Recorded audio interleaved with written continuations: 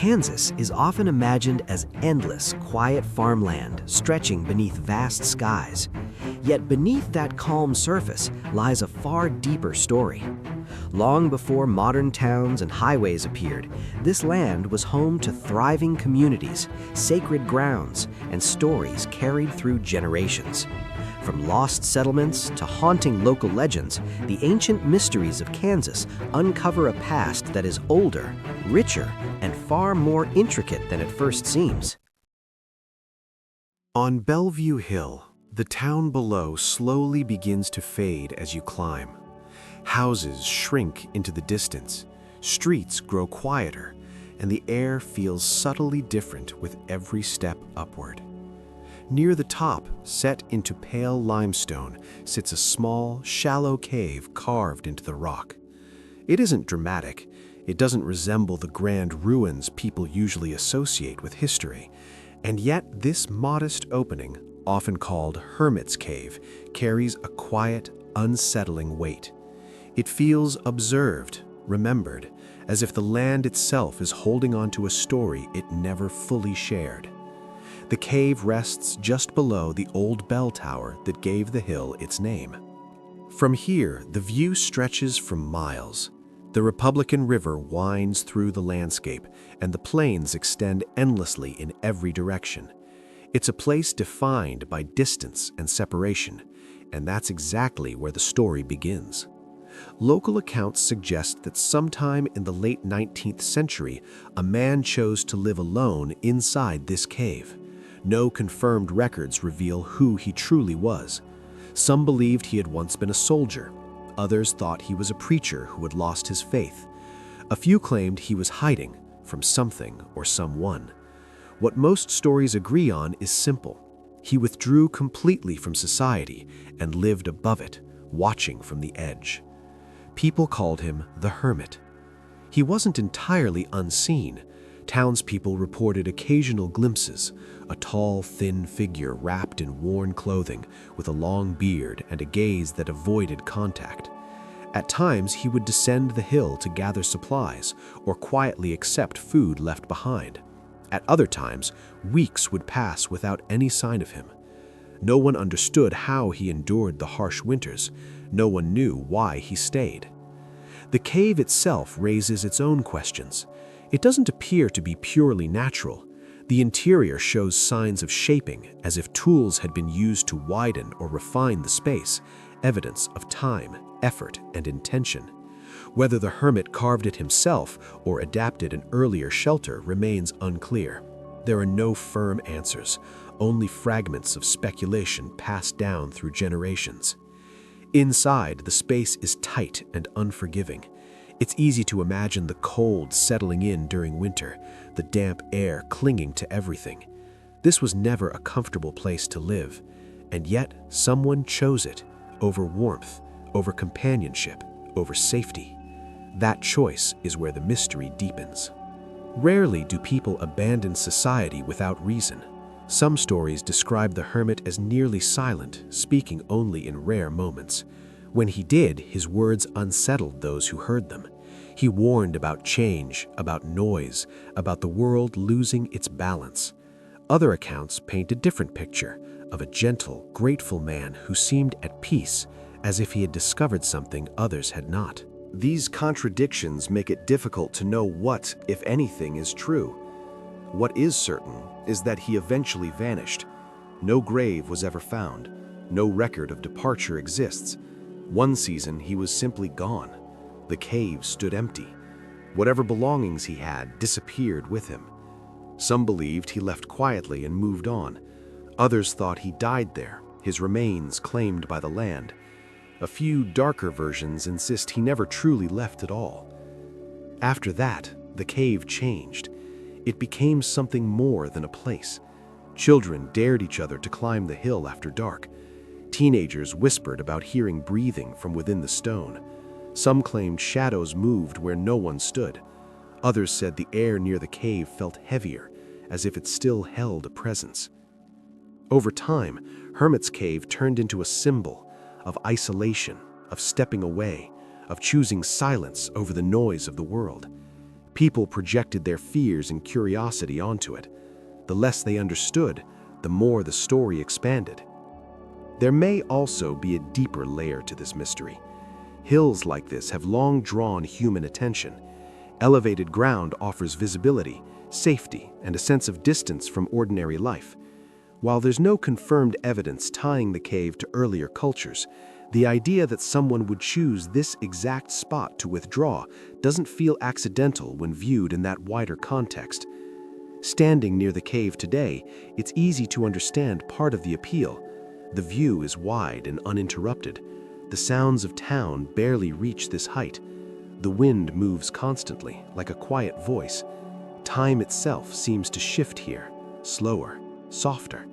For someone already weary of the world below, that alone could be enough. But peace does not explain survival. Winters on the hill are unforgiving. The wind cuts sharply, snow gathers deep, and shelter is minimal. Living here year after year would demand strength, planning, and determination. This was not someone fading away. This was someone actively choosing a difficult life. That choice still lingers as a question for historians and for anyone who visits. Was the hermit escaping pain, searching for clarity, or protecting something we no longer understand?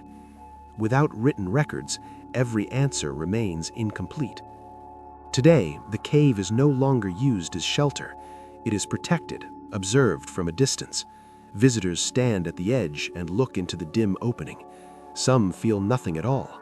Others describe a quiet pull, a subtle weight in the chest that's difficult to explain.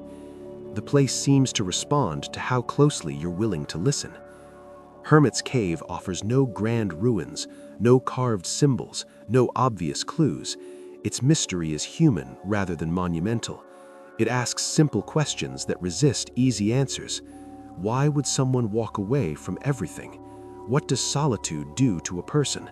And how much of who we are remains when no one is there to see it? The hill still stands, the cave remains, and the story, even now, is unfinished. El Cuartelejo Ruins. If you stand in the open land of western Kansas, it's hard to imagine anything unexpected ever happening there. The horizon stretches endlessly. The sky dominates everything. Wind moves freely, uninterrupted. This isn't the kind of place most people associate with pueblos, stone ruins, or adobe walls. And yet, hidden near Ladder Creek inside Lake Scott State Park lies one of the most unusual and quietly unsettling sights in Kansas history, El Cuartelejo. Even the name feels out of place, Spanish words in the middle of the Great Plains.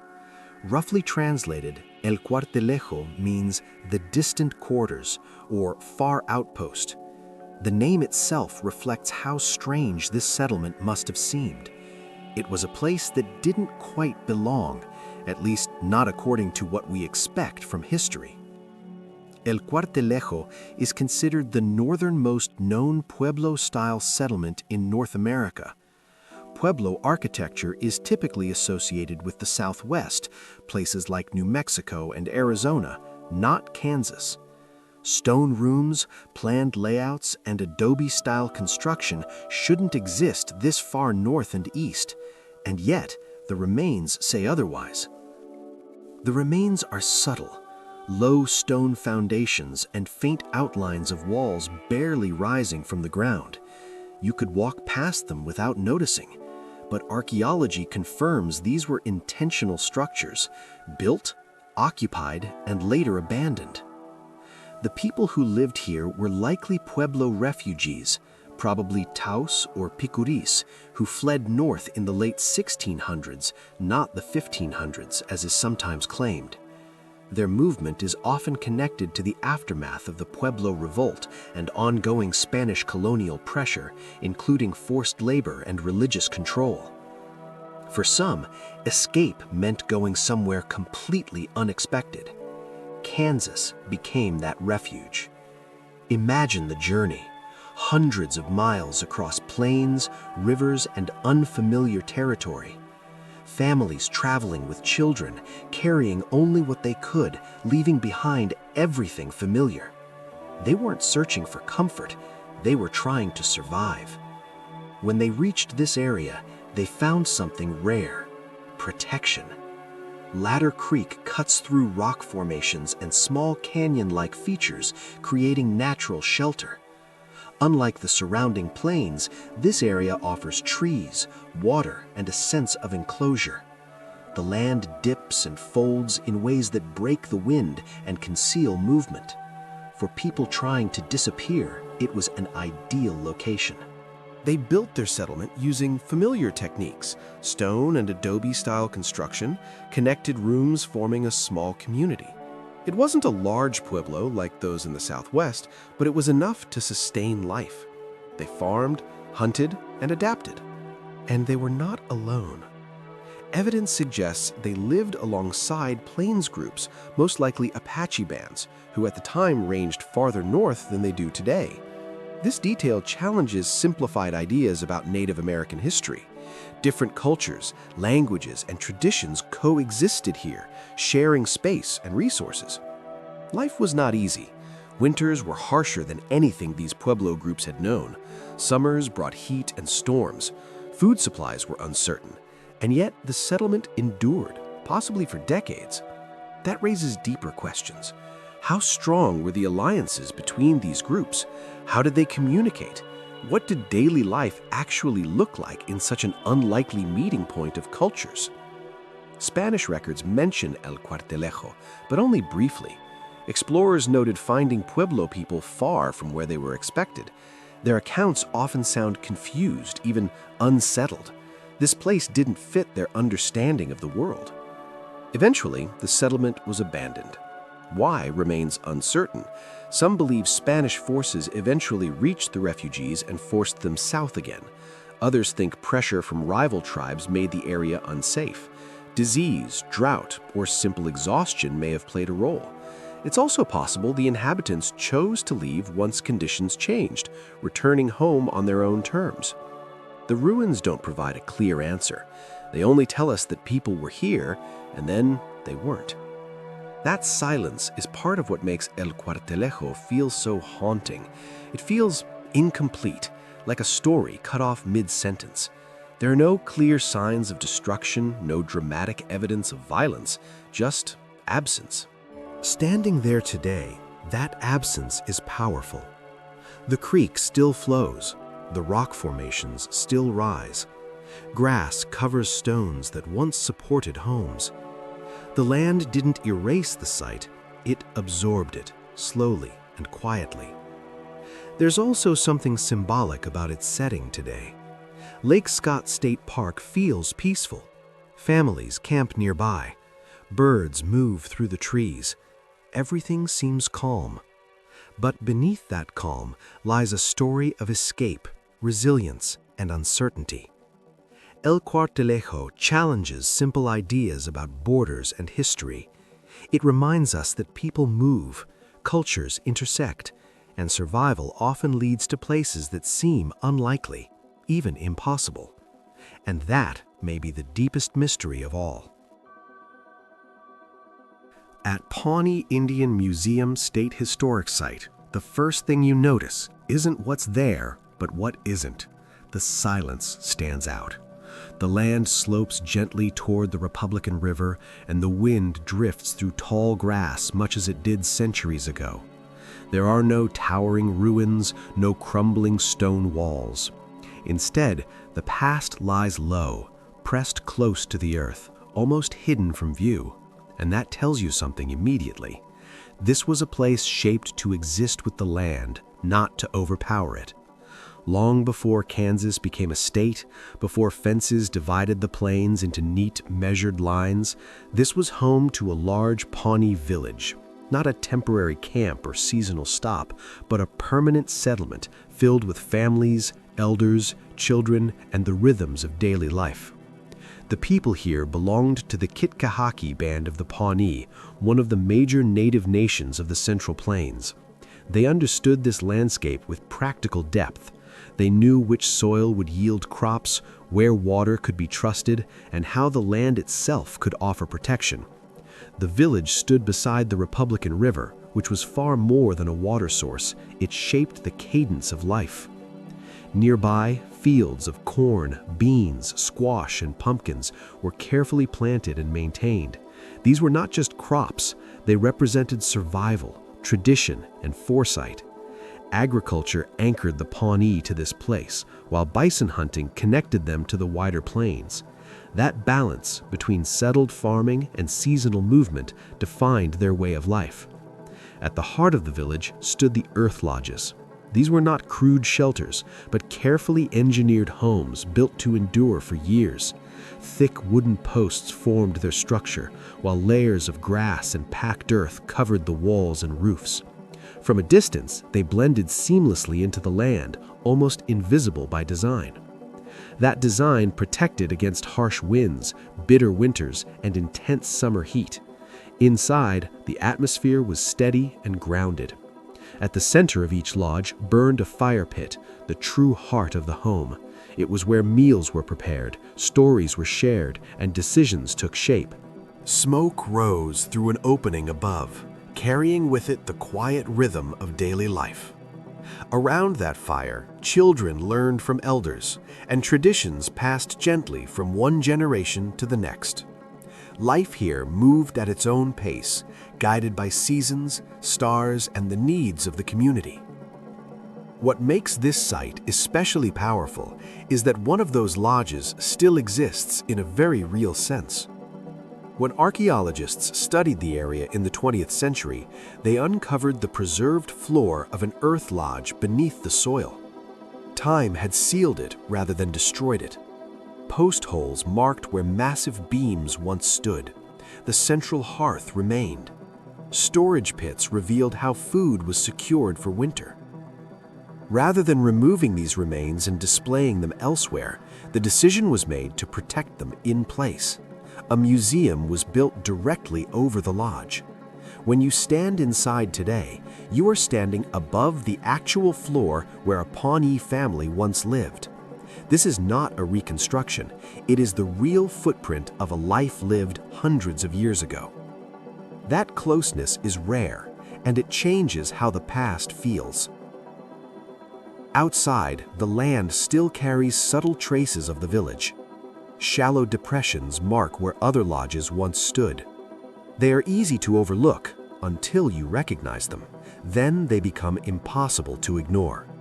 Each one represents a home, a family, a story. Together, they suggest the scale of the community and the shared space that once defined it. For a long time, this village was misunderstood. Early settlers believed it was the site visited by the explorer Zebulon Pike in 1806 when he met the Pawnees and persuaded them to replace a Spanish flag with an American one. That story became local legend. Later research, however, showed that Pike's visit likely took place at a different Pawnee village farther north in present-day Nebraska.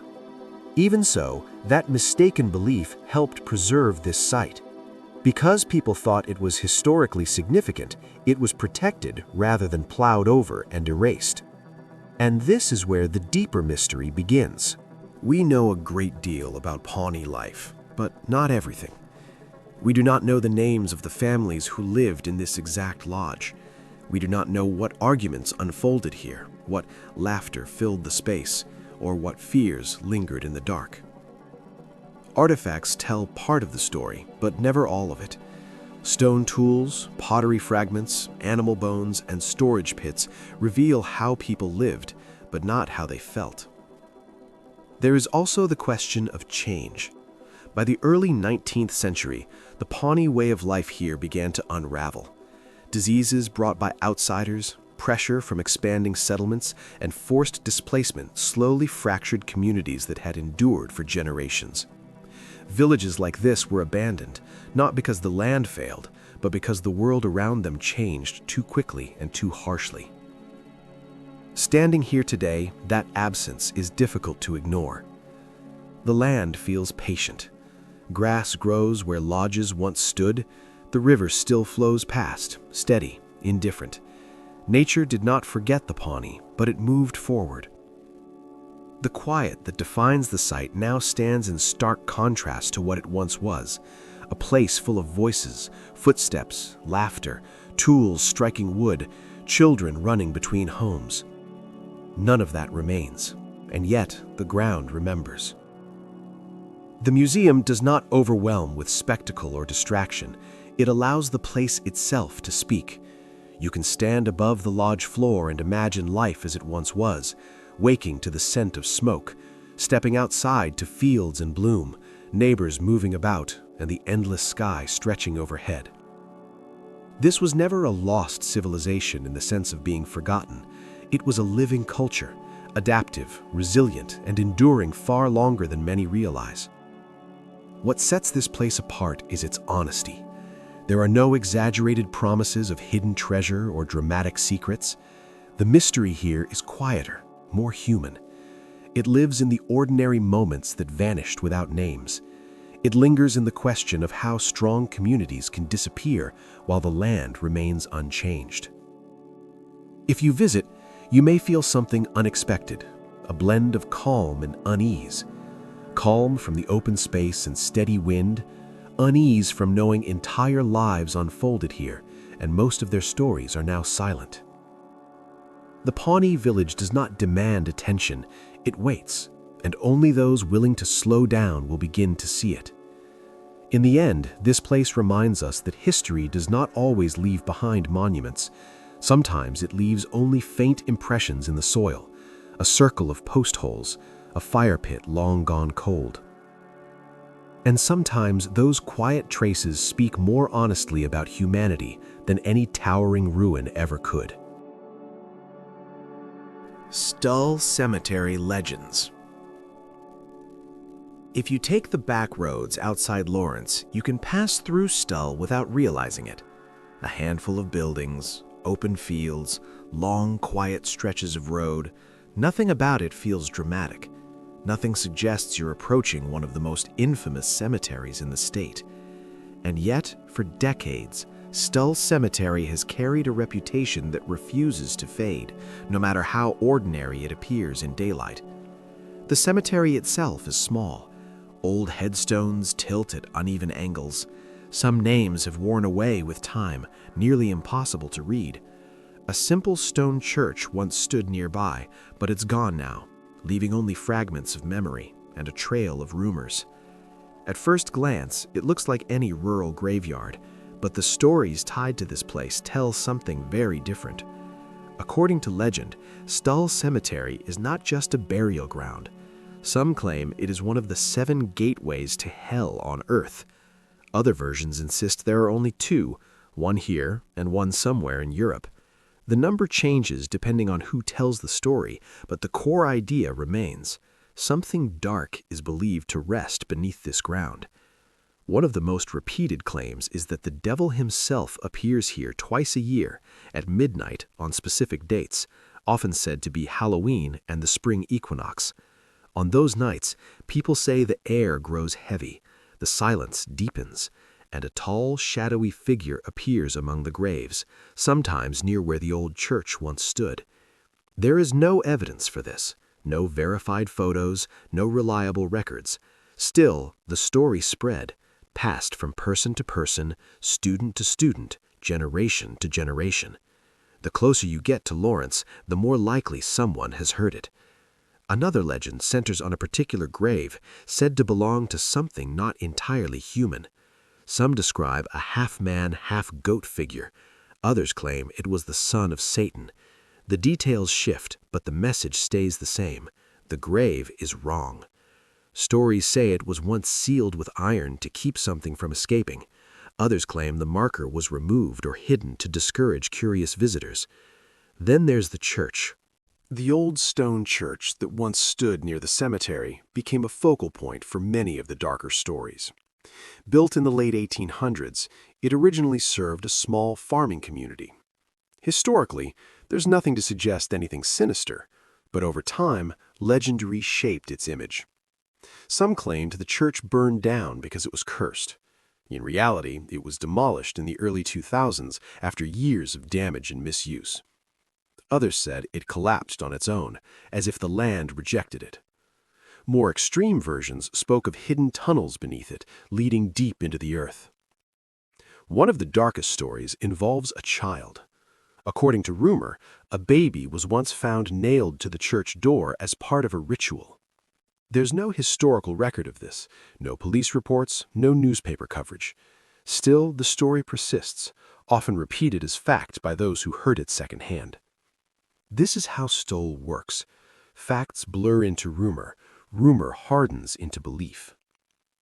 By the 1970s and 80s, the cemetery had gained national attention, especially among college students. Late at night, cars lined the roads. Groups would sneak in, daring each other to walk among the graves. Some came searching for proof. Others came just to feel afraid. Trespassing became common. Vandalism followed. Headstones were damaged, and the quiet dignity of the cemetery began to erode. For local residents, this wasn't a legend. It was a real burial ground. Family members, ancestors, children were buried there. The clash between myth and reality created real frustration. Eventually, the church was torn down, partly to discourage gatherings. Law enforcement increased patrols. Warning signs were posted. But removing the structure didn't erase the story. Even now, people claim strange things happen there. Cars that won't start, watches that stop, a persistent feeling of being watched. Some say animals avoid the area at night. Others describe the air as heavier, as if sound itself struggles to move. Skeptics point out, correctly, that there's no evidence of anything supernatural. Most stories can be traced to exaggeration, misunderstanding, or invention. But logic doesn't erase atmosphere. Part of Stoll's effect comes from its isolation. Rural cemeteries are quiet in a way cities never are. Wind carries differently. Sounds stretch farther. At night, the mind fills in what the eyes can't see. A shadow becomes a figure. A noise becomes footsteps. Fear does the rest. Another layer comes from history. Like many rural communities, the area saw hardship, disease, short lifespans, child mortality. Many graves in Stoll belong to infants and young children. That alone creates a weight that visitors can feel. What some interpret as something supernatural may simply be grief lingering in the landscape. Still, certain details keep the stories alive. People report photos that come out distorted, blurred faces, strange shadows, drained batteries. These can be explained, but in a place already shaped by legend, they feel different. Even prominent figures have been pulled into the myth. A long-standing rumor claimed that Pope John Paul II avoided flying over Stoll because of its reputation. There is no evidence this ever happened, but the fact that such a story spread shows how far the legend reached. When a place becomes symbolic, facts matter less than feeling. Today, Stoll Cemetery is quieter. Fewer people visit, and most come during the day out of curiosity rather than thrill. The road is calm, the graves are still. On the surface, it feels ordinary again. But the stories remain. They live in late-night conversations, online forums, and quiet warnings from locals. You don't want to be there after dark. The power of Stoll isn't in what can be proven, it's in what people believe might be true. And that's the real mystery. Why did this place, out of so many cemeteries, become the center of such dark legend?